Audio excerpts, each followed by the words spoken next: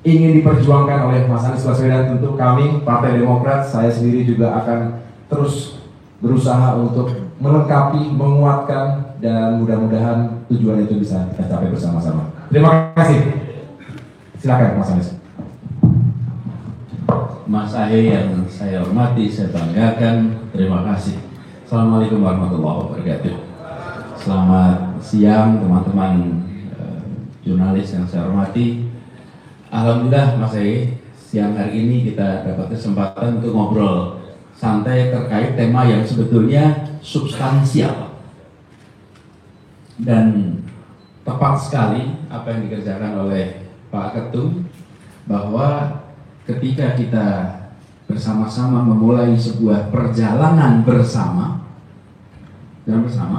maka yang digelar adalah percakapan gagasan. Yang digelar hari ini calon gagasan ke depan. Karena memang sesungguhnya Republik ini didirikan dengan gagasan. Republik ini dirancang oleh orang-orang terdidik di masanya yang memiliki pandangan jauh ke depan, wawasan yang amat luas, bacaan yang amat dalam tentang bagaimana sebuah masyarakat yang perlu dituju oleh bangsa ini. Jadi berbicara tentang gagasan itu bukan barang baru. Berbicara tentang gagasan itu dari mulai awal perjalanan Republik ini. Justru kita sekarang ini merasa perlu mengedepankan kembali gagasan. Karena seakan-akan dalam periode yang cukup panjang kita tidak banyak berbicara tentang gagasan. Nah, ini sebuah forum yang luar biasa. Terima kasih Mas AHY bahwa dikhususkan berbicara tentang gagasan. Nah, saya jadi mau cerita sedikit tentang Jakarta. Kami selalu mengatakan prediktor terbaik untuk masa depan adalah rekam jejak masa lalu. Kebijakan yang dilakukan kemarin itulah prediktor untuk kebijakan yang dilakukan ke depan. Kami kemarin ketika mendapatkan amanat di Jakarta, maka semua kegiatan yang kita lakukan di Jakarta itu memiliki 3 fase. Satu adalah gagasan, diturunkan menjadi kedua narasi, narasi diterjemahkan ketiga menjadi karya. Karya itu bentuknya kebijakan, bentuknya adalah program, hal-hal yang bisa dilihat oleh mata dan sebagian tidak bisa dilihat. Karena bentuknya adalah program-program kesejahteraan. Jadi 3 ini, gagasan, narasi, karya. Gagasan itu tidak muncul dari perenungan. Gagasan tidak muncul dari meditasi. Gagasan muncul dari interaksi. Interaksi dengan problematika yang ada di masyarakat. Dari situlah muncul gagasan. Sehingga saya sering sampaikan bahwa inspirasi untuk kegiatan-kegiatan dan program itu bukan perenungan, tapi justru dari interaksi bersama masyarakat. Saya berkali-kali sampaikan Mas Ahy, di masa kampanye berkeliling bertemu dengan masyarakat, yang terlihat itu adalah kita memaparkan, kita menyampaikan. Yang tidak terlihat adalah kita mendapatkan masukan, observasi, menjalani, yang kemudian itu menjadi feedback. Karena saya sering sampaikan perjalanan ini seperti perjalanan spiritual, karena di situ kita mendapatkan begitu banyak feedback, bukan saja yang terkait dengan pikiran, tapi juga menangkap rasa, menangkap semangat, menangkap nuansa, yang itu semua hanya bisa ditemukan ketika kita berinteraksi langsung dari satu tempat ke tempat lainnya. Seperti juga ketika dulu kita di Jakarta. Nah, jadi teman-teman sekalian yang saya hormati, dari karya yang dihasilkan itu tidak lepas dari gagasan. karya tidak bekerja sendirian. Di belakang itu ada narasi, di belakang itu ada gagasan. Nah, bagaimana dengan perjalanan kemarin? Kemarin ketika di Jakarta, satu kalimat yang sering kita pegang, yaitu menghadirkan rasa keadilan bagi seluruh warga Jakarta. Ini pegangan kita, yang kemudian diterjemahkan dalam berbagai aspek, dari mulai aspek untuk pangan, sampai aspek pada pendidikan. Dari aspek geografis, wilayah yang berada di daratan Jakarta dan wilayah yang berada di kepulauan, sampai kepada aspek usia, mereka yang berusia lanjut dengan mereka yang berusia balita.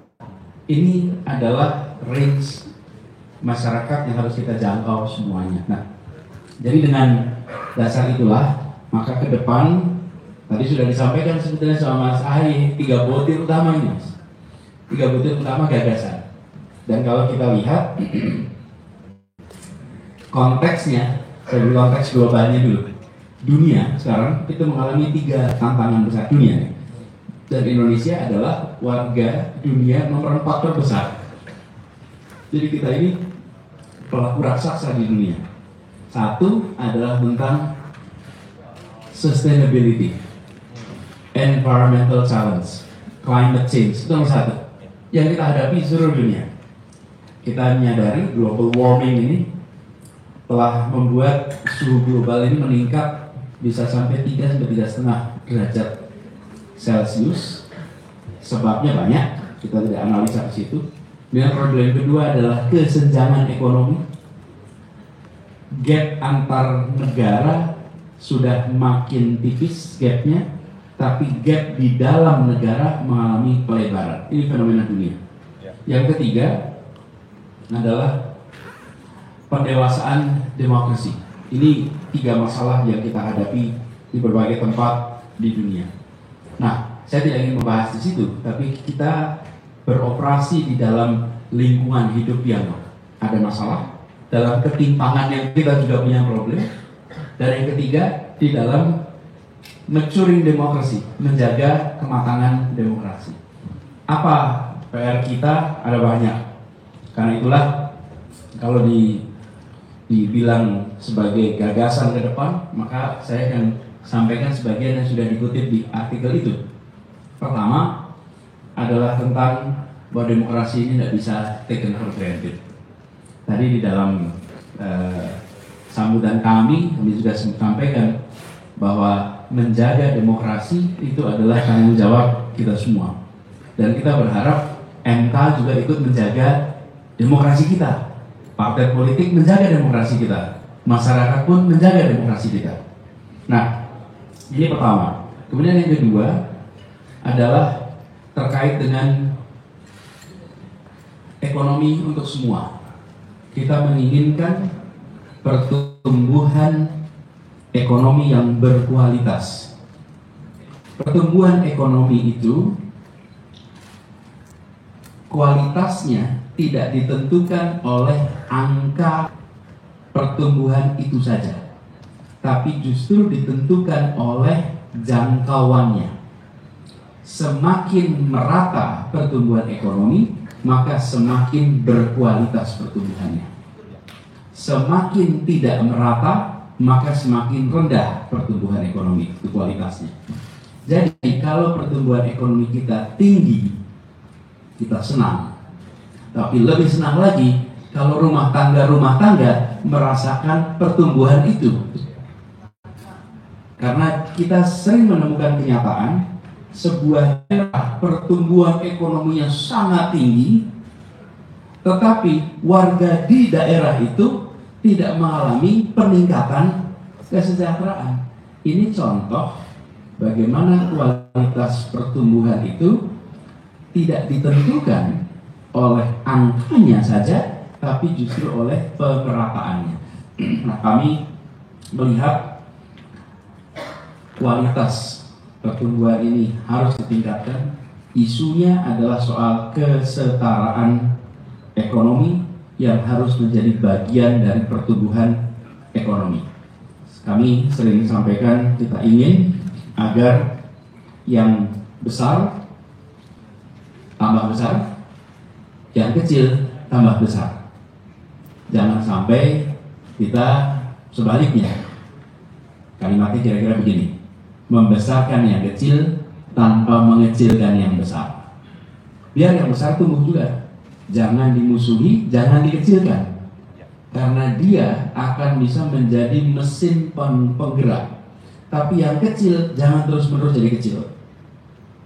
Kemudian di dalam aspek ini kami melihat perlunya pertumbuhan ekonomi yang memperhitungkan dengan serius kondisi ekologi. Ekonomi dan ekologi berasal dari akar kata yang sama. Yang satu oikos nomos, yang satu oikos logos. Dan ini harus kembali bersinambung. Karena itu kita merasa penting secara serius menempatkan ekologi sebagai bagian penting dari peningkatan kesejahteraan, peningkatan kondisi perekonomian. Kita mengalami betapa pertumbuhan ekonomi tinggi, tapi kerusakan lingkungan tinggi, ujungnya masyarakat mengalami penderitaan. Kemudian yang ketiga adalah masyarakat yang guyup, masyarakat yang sejahtera. Dan guyup ini bagi bangsa kita memang amat penting. Kita memiliki keragaman yang luar biasa. Keragaman ini adalah karunia ilahi, indah karunia Tuhan. Tetapi bersatu adalah pilihan manusia. Kita yang harus menentukan, kita harus mengikhtiarkan. Kalau beragamnya itu sudah otomatis. Karena itu saya sering sampaikan, latar belakang itu tidak bisa dipersatukan. Karena latar belakang kita berbeda-beda. Tapi tujuan bisa kita persatukan. Tujuan kita adalah menghadirkan rasa keadilan. Dan karena itu keragaman harus diimbangi dengan rasa kesetaraan. Dan kita semua ingin agar keragaman di Indonesia kita jaga sehingga muncul persatuan. Saya ingin sampaikan bahwa yang disebut sebagai kedamaian di dalam keragaman itu tidak ditandai dengan tiadanya konflik, tidak ditandai dengan tiadanya kekerasan, tapi ditandai dengan hadirnya rasa keadilan. Itulah yang menjadikan kedamaian yang sesungguhnya. Bukan kedamaian yang semu. Kedamaian yang semu itu bisa dihadirkan oleh rasa takut. Karena ada yang menjaga di situ, muncul kedamaian. Tapi kalau yang menjaga tidak ada, kedamaiannya hilang. Tapi dengan rasa keadilan, dia akan menjadi berkelanjutan. Yang keempat adalah gagasan tentang kolaborasi dan meritokrasi. Bahwa negeri ini hanya bisa maju kalau kita kolaborasi. Bahasa kita juga menggunakan terminologi gotong royong. Kita menjadi mitra antar masyarakat, masyarakat dengan pemerintah, pemerintah dengan swasta, swasta dengan masyarakat. Segitiga ini dibangun untuk sebuah kolaborasi luar biasa. Dan dalamnya ada prinsip meritokrasi, di mana prestasi mendapatkan penghargaan, kinerja mendapatkan proporsi apresiasi yang cukup.